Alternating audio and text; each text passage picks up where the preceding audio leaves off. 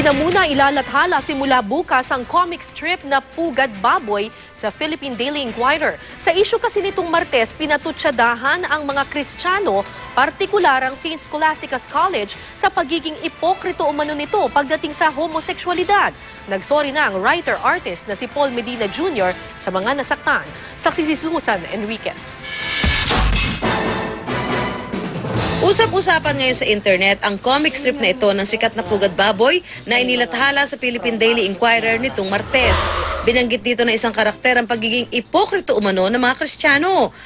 Paliwanag sa sumunod na frame, galit daw kasi ang mga Kristiyano sa mga bading at lesbyana. Pero kinukonsinti naman daw ang mga lesbyana umanong estudyante sa mga exclusive school for girls.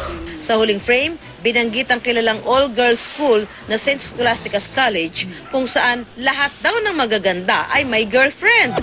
Sa isang pahayag, ipinrotesta ng Saints Co ang pagtukoy rito at sa kanilang opisyal na madre na nangungonsinti umano ng homosexual relationship sa mga estudyante nito.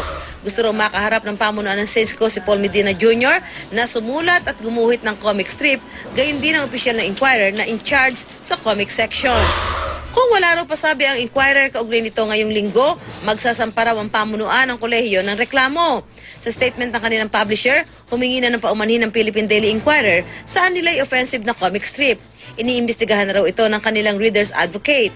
Sa paunang pagsisiyasat nila, lumabas na nireject na ang naturang comic strip nang isumite ito nitong Abril dahil sa pagiging insensitibo umano nito. Pero dahil daw sa isang mix-up, nailathala pa rin ito.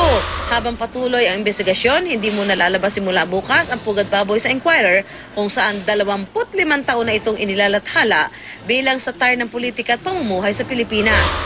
Ang pakay na po ng mga susunod na measures na gagawin namin ay para lang maintindihan kung ano nangyari, kung paano nangyari yun. The Inquirer remains committed to the fundamental values of balance, truth, and sensitivity. Nakapanayam namin ng cartoonist na si Medina at dito'y inamin niyang lumampas siya sa limitasyon.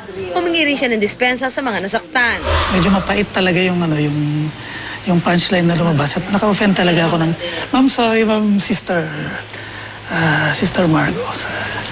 Nagawa ko. Nilinaw naman ng Inquirer na nananatili pa rin contributor ng pahayagan si Medina. Ako, si Susan Enriquez, ang inyong saksi.